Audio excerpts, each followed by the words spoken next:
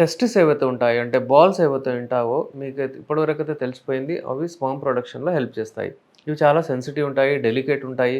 అందుకే దాని పొజిషన్ గూడా ఎలా ఉందంటే చాలా తక్కువ ఛాన్సెస్ మీకక్కడ ఇంజ్యూరీ జరగదు. ఈ ఆటలు గానియండి, ఈ స్పోర్ట్స్ గానివ్వండి, ఈ బాల్స్ గానియండి, ఇవాళ రేపు ఎందుకంటే హెల్మెట్ పెట్టుకుంటున్నప్పుడు తలకు కొంచెం మనకు ఇంజ్యూరీ గాకుండా, అలాగే అక్కడ గార్డ్ పెట్టుకుంటాం గాకుండా అయినా సరే తగులుతాయి.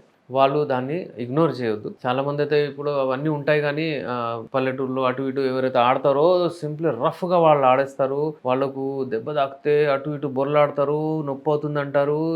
డాక్టర్ దగ్గరెళ్తే ఇంజెక్షన్ ఇస్తారు, టాబ్లెట్ ఇస్తారు. ఇక అది మెల్లమెల్లగా ఉండి ఉండి అలాగే అక్కడ ప్రాబ్లమ్ వచ్చేస్తది. అక్కడే అప్పటిదప్పుడు దానికేంటంటే సీరియస్ తీసుకోవాలి. చిన్నదుంటే అప్పుడు ఒక టాబ్లెట్ దాంతో తగ్గిపోద్ది గానీ మాటి మాటికి రావడం అలాగ నొప్పి ఉంటే అది అప్పుడే ట్రీట్మెంట్ చేయించుకోవాలి. లేకపోతే తర్వాత పోయి రాబోయే రోజుల్లో ఇప్పుడు మీరు 16, 17, 18లో ఒకవేళ ఇలా దెబ్బ తాకితే మీరు పెళ్లి తర్వాత 23, 24 తర్వాత మీకు సమస్యలొస్తాయి.